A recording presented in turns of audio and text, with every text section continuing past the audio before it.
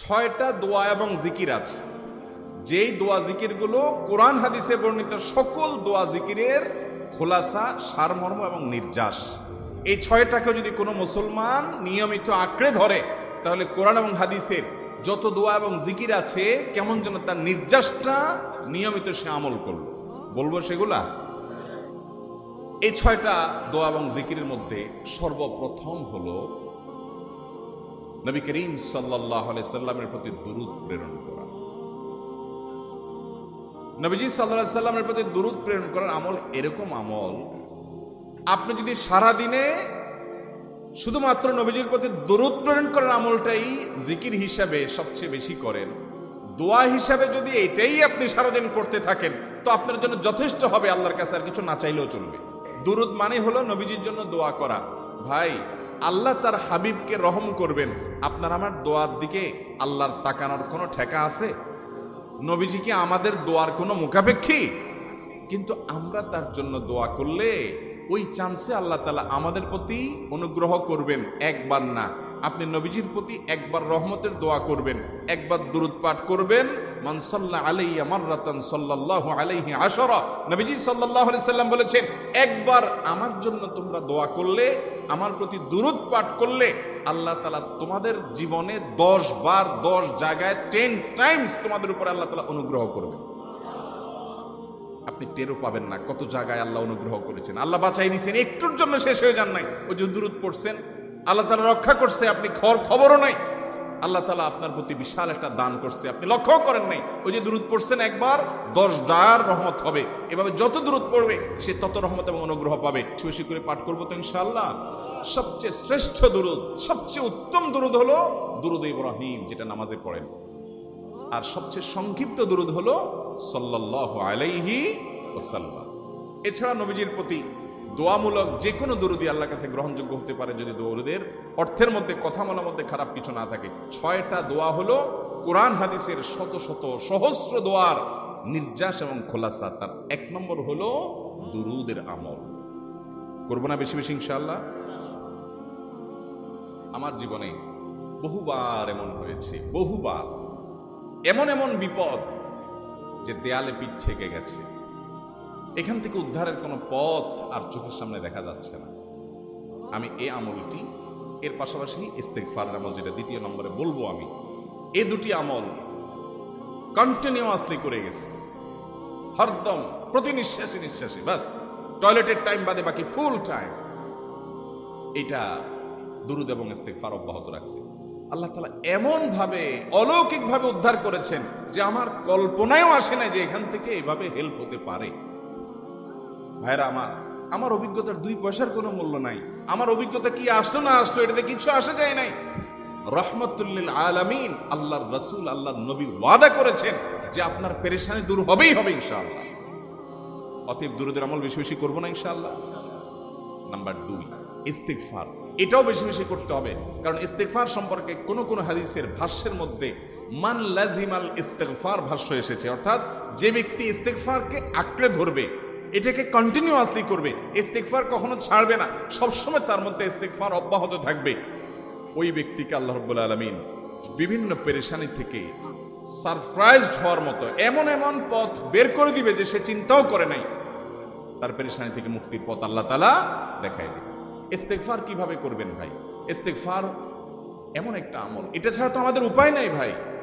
ইস্তেগফার আমাদের দুনিয়ার পেরেশানি দূর করবে, আখিরাতের পেরেশানি দূর করবে। রুটি রুজি নাই, চাকরি নাই, ইনকাম নাই, ব্যবসা খারাপ যাচ্ছে, পেরেশানি হচ্ছে, ইস্তেগফার ধরো, কি হবে? 1 নম্বর লাভ হলো আল্লাহ মাফ করে দিবেন গুনাহ। ইউরসিলিস সামা আলাইকুম মিদরারা, যাতে ফসল ভালো হয়, রিজিক ভালো হয়, সেই ব্যবস্থা আল্লাহ করবেন। ওয়ায়ুমদিদুকুম বিআমওয়ালিন ওয়া বানিন, ছেলে মেয়ে হয় না অথবা ভালো ছেলে মেয়ে নাই, আল্লাহ তাআলা নেক সন্তান দিয়ে তোমাকে শক্তিশালী করবেন, সম্পদ দিয়ে শক্তিশালী করবেন।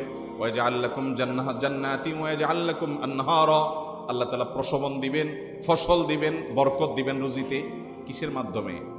ইস্তেগফার। ভাইরা আমার, ইস্তেগফার সকল সমস্যার সমাধান। ইস্তেগফারের ভিতরে সবচেয়ে শ্রেষ্ঠ ইস্তেগফার হলো সাইয়্যিদুল ইস্তেগফার। সাইয়্যিদুল ইস্তেগফারটা যদি মুখস্থ না পারেন, অন্তত লিখিত ভার্সনটা পড়েন। সাইয়্যিদুল ইস্তিগফারের যে অর্থ, এটার যে মর্ম বড় হৃদয়গ্রাহী ভাই, বড় মর্মস্পর্শী। ইমানদার এটার অর্থের দিকে তাকায় যদি পড়ে তো তার অন্তর না গলে পারে না। ভাইরা আমার, অর্থের দিকে লক্ষ্য করে করে মর্মটা বুঝে বুঝে একটু সাইয়্যিদুল ইস্তিগফার পড়েন। লেখা দেখে দেখে পড়েন, ইউটিউব থেকে দেখে দেখে পড়েন, কিন্তু পড়েন। এটা হলো বড় ইস্তিগফার। এত বড় ইস্তিগফার পড়তে পারেন না, কোনো পেরেশানি নেই, কোনো অসুবিধা নেই। সবচেয়ে ছোট ইস্তিগফার হলো আস্তাগফিরুল্লাহ, আস্তাগফিরুল্লাহ, আস্তাগফিরুল্লাহ। আল্লাহ আপনার কাছে ক্ষমা চাই, কত ভুল হয়ে যায়, কত অন্যায় হয়ে যায়। ভাইরা আমার, এটা হলো রিমুভার। ভুল করে কিছু লিখছেন, রিমুভ করে ফেলছেন, শেষ হয়ে গেছে। আপনি ঘন ঘন ইস্তিগফার পড়তে থাকেন। অগণিত ভুল হয়, অগণিত ত্রুটি হয়, বারবার ইস্তিগফার এগুলোকে সবগুলোকে শেষ করে দেয়। ভাইরা আমার, নিরাপত্তা এনে দেয়। আল্লাহ কোরআনে কারিমে বলেছেন যে আপনার রব আপনার কওমের প্রতি আযাব নাজিল করবেন না যদি আপনি থাকেন। আর যদি তারা ইস্তিগফারে রত রাখে তাহলে গণ আযাব আল্লাহর পক্ষ থেকে আসবে। আরেকটা ইস্তিগফার হাদিসে বর্ণিত, আস্তাগফিরুল্লাহাল্লাযী লা ইলাহা ইল্লা হুয়াল হাইয়ুল কাইয়্যুম ওয়া আতুবু ইলাইহি ওয়া লা হাওলা ওয়া লা কুওয়াতা ইল্লা বিল্লাহ। এটাও ইস্তিগফার। তাহলে একটা বড় ইস্তিগফার, একটা মিডিয়াম, একটা ছোট, যার যেটা সুবিধা হয় এটা পড়েন। নাম্বার 3, এটা আমাদের বেশিরভাগ মানুষ জীবনে হয়তো শুনেনও নাই। অনেকে হয়তো শুনছেন, আমল করা হয় না। খুব সীমিত সংখ্যক আল্লাহর বান্দার আমলের তৌফিক হয়। সেটা হলো ইয়া যাল জালালি ওয়াল ইকরাম। এটা একটা জিকির, আল্লাহ তাআলাকে ডাকা, আহ্বান করা, এটাই জিকির। ইয়া যাল জালালি ওয়াল ইকরাম। নবী করিম সাল্লাল্লাহু আলাইহি সাল্লাম বলেছেন, আলিযু বিয়া যাল জালালি ওয়াল ইকরাম। তোমরা ইয়া যাল জালালি ওয়াল ইকরাম এটাকে আঁকড়ে ধরো, এটাকে নিয়মিত করো, বেশি বেশি করে বলতে থাকো এটাকে সব সময় এটাকে মুদাওয়ামাতের সাথে কন্টিনিউয়াসলি এটা বলতে থাকো, ইয়া যাল জালালি ওয়াল ইকরাম। অনেক উলামায়ে কেরাম, মুহাদ্দিসিনে কেরাম ইয়া যাল জালালি ওয়াল ইকরাম কেন নবীজি এত বেশি বলতে বলেছেন, এটার মাধ্যমে আমাদের লাভটা কি, এর ব্যাখ্যা করতে গিয়ে বলেছেন ইয়া যাল জালাল মানে হলো হে মহান মহান বড়ত্বের অধিকারী, হে জালালের অধিকারী, হে জালাল। ওয়াল ইকরাম, হে দানশীল। তাহলে প্রথম বাক্যে আল্লাহর বড়ত্বের কথা স্বীকৃতি দিয়ে প্রশংসা করা হয়, আর দ্বিতীয় বাক্যে হে দানশীল বলে আল্লাহ তাআলার কাছ থেকে চাওয়া হয় যে আপনি যেহেতু দানশীল এবং আপনি যদি মহান, অতএব আপনি আমাকে দান করেন। এটা ডাকলেই, আল্লাহকে এই বলে ডাকলেই চাওয়া হয়ে যায়। এই জন্য বেশি বেশি করে ইয়া যাল জালালি ওয়াল ইকরাম পড়তে হবে। তার 4 নম্বর হলো লা হাওলা ওয়ালা কুওয়াতা ইল্লা বিল্লাহ। লা হাওলা ওয়ালা কুওয়াতা ইল্লা বিল্লাহ। লা হাওলা ওয়ালা কুওয়াতা ইল্লা বিল্লাহ, এটা হলো সারেন্ডার করা, আল্লাহর কাছে সারেন্ডার করা, আত্মসমর্পণ করা। মানে আল্লাহ ছাড়া কোনো ভালো কাজ করার ক্ষমতা কারণ নাই, করার তৌফিক দেওয়ার ক্ষমতা কারণ নাই, আর পাপ থেকে বাঁচানোরও ক্ষমতা কারণ নাই। এই জন্য আমি কেমন যেন আল্লাহর কাছে সারেন্ডার করছেন। লা হাওলা ওয়ালা কুওয়াতা ইল্লা বিল্লাহ। কোন অবস্থা, কোন সামর্থ্য, এগুলো কারোর কাছে নাই, শুধুমাত্র কার কাছে আছে? আল্লাহর কাছে আছে। এই অর্থ বুঝে আপনি লা হাওলা ওয়ালা কুওয়াতা ইল্লা বিল্লাহ বেশি বেশি পাঠ করবেন। নবী করিম সাল্লাল্লাহু আলাইহি সাল্লাম বলেছেন, তোমাদেরকে কি আমি জান্নাতের একটা ভান্ডারের খবর দিব, যেটা জান্নাতের ভান্ডার, সওয়াব টওয়াব না, সাধারণ অল্প স্বল্প সওয়াব না, পুরো জান্নাতের ভান্ডারের সন্ধান দিয়ে দিব। সাহাবা ইকরাম তো চাইতেনই সেটা। নবীজি সাল্লাল্লাহু আলাইহি সাল্লাম তখন বলেছেন যে লা হাওলা ওয়ালা কুওয়াতা ইল্লা বিল্লাহ, এটা হলো কানজুম মিন কুনুজিল জান্নাহ, জান্নাতের ভান্ডার সমূহের মধ্যে থেকে একটা বড় ভান্ডার হলো লা হাওলা ওয়ালা কুওয়াতা ইল্লা বিল্লাহ। অতএব এই আমলটাও বেশি বেশি করবেন। 4 নম্বর আমল হয়ে গেল। 5 নম্বর আমল হলো দোয়া ইউনুস। দোয়া ইউনুস জানা আছে তো? লা ইলাহা ইল্লা আনতা সুবহানাকা ইন্নী কুনতু মিনাজ জালিমিন। ভাইরা আমার, অর্থের দিকে তাকায়া মাঝে মধ্যে মোবাইল টোবাইল সব ফালায় রেখে একটু আল্লাহর সাথে কথা বলবেন, আল্লাহর সাথে একটু কানেক্টেড হওয়ার চেষ্টা করবেন, আল্লাহর সাথে একটু সংযুক্ত হওয়ার চেষ্টা করবেন। ডিসকানেক্টেড তো পুরো লাইফটা কাটাই দিলেন, একটু কানেক্টেড হওয়ার চেষ্টা করেন। প্রতিদিন কিছু সময় বসে একটু জিকির করেন, চলতে ফিরতে একটু আল্লাহকে সময় দেন। আপনি উপকৃত হবেন, আপনার কল্ব জিন্দা হবে, আমল নামা সওয়াবে পরিপূর্ণ হবে। লা ইলাহা ইল্লা আনতা সুবহানাকা ইন্নী কুনতু মিনাজ জালিমিন। অর্থের দিকে তাকান, কত মর্মস্পর্শী। লা ইলাহা ইল্লা আনতা, আল্লাহ আপনি ছাড়া কোনো সত্যিকারের মাহবুদ নাই, উপাস্য নাই। সুবহানাক, আপনি পবিত্র, আমি আপনার পবিত্রতা জ্ঞাপন করছি। ইন্নী কুনতু মিনাজ জালিমিন, তবে আমি সেসব মানুষদের অন্তর্ভুক্ত যারা নিজের প্রতি নিজে জুলুম করেছে, অবিচার করেছে, অন্যায় করে আমার নিজের পায়ে নিজে কুড়াল মেরেছি বহু। এই বাক্য পাঠ করার পর ইউনূস আলাইহিস সালামকে শুধু রক্ষা করেছেন আল্লাহ তাই নয়, আল্লাহ বলেছেন একইভাবে তাকে যেরকম রক্ষা করেছি, এই বাক্য যদি কেউ পড়ার মতো পড়ে, হক আদায় করে পড়ে, মনের গভীর থেকে পড়ে, মর্ম উপলব্ধি করে পড়ে, নিয়মিত পড়ে, ওয়াকাযালিকা নুনজিল মুমিনিন, ঈমানদারদেরকে আমি রক্ষা করে দেব। এভাবে